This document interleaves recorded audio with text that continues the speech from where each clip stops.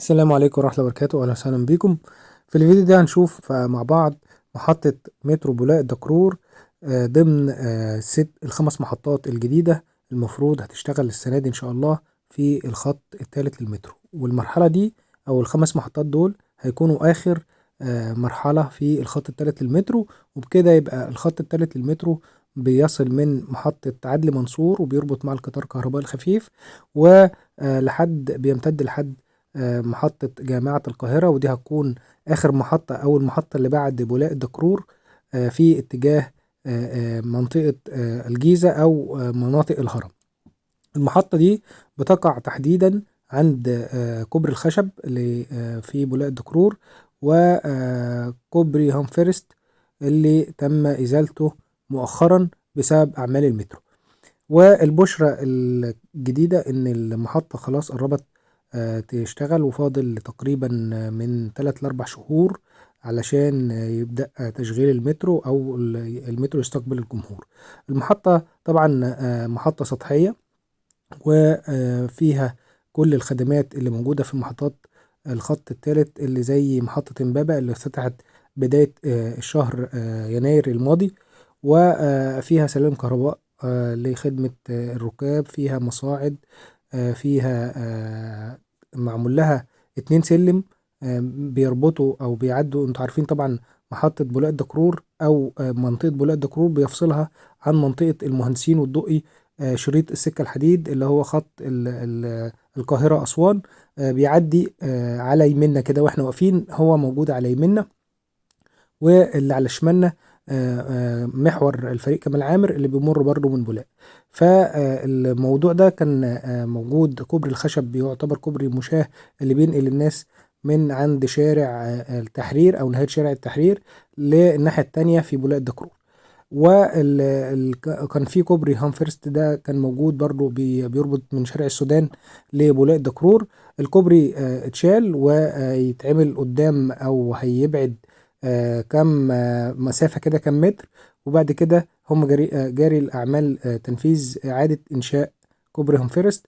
والمحطة فيها 2 كوبري بيعدوا برضو شريط السكة الحديد من ناحية شارع السودان، ومن جنب كوبري الخشب في برضو بعديها كوبري تاني. الكوبريين دول مرتبطين بالمحطة وبيعدوا الشارع، يعني هيبقوا كوبريين مشاة لحد الساعة 1 تقريبا، مع غلق المترو هيقفلوهم.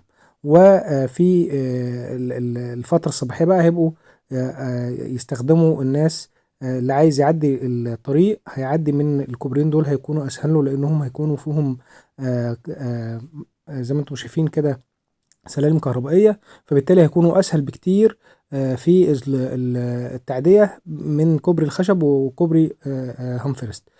الشارع اللي قدامنا ده شارع اللي فيه محور كمال عامر، ده كان فيه عدد من العقارات تم إزالتها وإنشاء المحور. وبعد كده برضو محطة بولاق الدكرور أو محطة المترو برضو كان فيها عقارات تم إزالتها وتم إنشاء المحطة. المحطة اللي قبل المحطة ديت هي محطة جامعة الدول العربية، ودي موجودة بالقرب من ميدان مصطفى محمود، وقبليها محطة التوفيق محطة وادي النيل، وقبليها محطة التوفيقية اللي في شارع أحمد عرابي. محطة وادي النيل ومحطة التوفيقية هيكونوا قريبين جدا من محطة قطارات الصعيد اللي موجودة جنب محور 26 يوليو. المحطة اللي احنا فيها ديت هتكون قريبة من محطة البحوث، وهتكون قريبة من منطقة بولاق الدكرور وشارع ناهية والمناطق المحيطة بها شارع السودان. والجزء اللي بعد كده هيكون جامعة القاهرة. وجامعة القاهرة محطة جامعة القاهرة دي هتكون محطة تبادلية مع الخط الثاني للمترو، وبكده هيكون عندنا محطتين تبادليتين مع الخط الثاني للمترو، محطة العتبة ومحطة جامعة القاهرة. فمحطة جامعة القاهرة دي هتختصر الطريق على الناس اللي راحة اللي كانت بتضطر تحول في محطة العتبة عشان تركب الخط الثالث للمترو، فبالتالي هيبقى عندها فرصتين. لو هي قريبة من الناحية دي هتحول في محطة جامعة القاهرة والعكس. في نفس الوقت برضه محطة جامعة القاهرة هتخفف الضغط عن محطة العتبة بالنسبة للخط الثاني والثالث للمترو. الجزء اللي احنا واقفين فيه ده هو جزء صالة التذاكر، ودي تحت الصناديق الخشبية ديت في ماكينات التذاكر. الكوبري زي ما قلت لكم اللي قدامنا ده كوبري اللي بيربط المحطة بشارع السودان، والكوبري اللي أنا واقف عليه برضو بيربط المحطة بشارع السودان، والاتنين هيكون فيهم سلالم متحركة فيسهلوا الدنيا على الناس. وكمان هيكون فيه أسانسير برضو عشان لذوي الهمم وكبار السن. إن شاء الله المحطة تقريبا هتشتغل على شهر 7 الجاي إن شاء الله، بعد تشغيل الفترة التجريبية. احنا دلوقتي فترة تجريبية بيشغلوها. الجزء اللي احنا قدامنا ده كان موجود هنا مطلع أو بداية كوبري هامفيرست.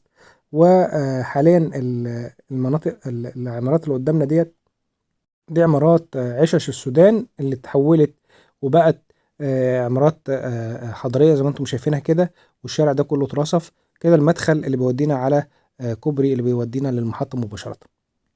طبعا عيش السودان أو منطقة عيش السودان دي كانت منطقة عشوائية في حي الدقي جنب شارع السودان مباشرة، وقريبة من كوبري الخشب. من الإنجازات اللي اتعملت واللي غيرت ملامح المنطقة هي إزالة العشش ديت وإنشاء وحدات سكنية على 3 مراحل وتسليمها لأهالي المنطقة مرة أخرى. الكوبري اللي أنا واقف عليه ده كوبري الخشب، وادي المسافة ما بين كوبري الخشب وبين المحطة زي ما انتم شايفين، والسكة الحديد على يمنا. والمحطة تقريبا شبه منتهية، يعني نسب التشطيب فيها حوالي 97%. الأرصفة زي ما انتم شايفين خلصانة تماما. يمكن بدأوا مرحلة ان هم يغسلوا البلاط عشان موضوع التسليم المحطة يعني بعد الفينش او بعد التشطيبات النهائية. المحطة دي هتكون فيها برضو كل الكماليات والخدمات اللي موجودة في المحطات الأخرى. عندنا في شاشات عرض على الأرصفة، وهيكون فيها مواعيد القطارات وتقول لك القطر هيوصل بعد كام دقيقة. عندنا في البلاط الأصفر اللي موجود ده بلاط خاص بذوي الهمم من مكفوفي البصر، يقدر يستخدم المترو لوحده. يعني البلاط ده بيبدأ من رصيف الشارع أو من مستوى الشارع عند السلم، لا وبيصل لحد رصيف القطار، فبالتالي مكفوف البصر يقدر يستخدمه لوحده. هو بلاط عبارة عن في بروز زي طريقة برايل في القراءة، فبيتحسس البلاط ويمشي باتجاهه. الشارع اللي قدامنا ده هيعاد رصفه مرة أخرى، والشارع كمان هيبقى فيه مساحات فاضية كتير إن هو يتعمل اتجاهين، ويستخدموا الأماكن اللي أسفل الكوبري لانتظار السيارات. كمان المترو طبعا حول المنطقة بشكل كبير جدا في مناطق إمبابة والقومية، ودي كانت مناطق شعبية أو يعني من أشهر المناطق الشعبية في الجيزة. وحاليا منطقة بولاق هي منطقة من مناطق أكثر كثافة في الجمهورية مش بس في الجيزة. ومع دخول أو مع تشغيل المحطة الوضع يختلف تماما في هذه المنطقة، وهيسهل الدنيا كتير على أهالينا في المنطقة. كمان المحطة دي قريبة من كوبري أرض اللواء، وده برضه هيسهل الوصول لهذه المناطق.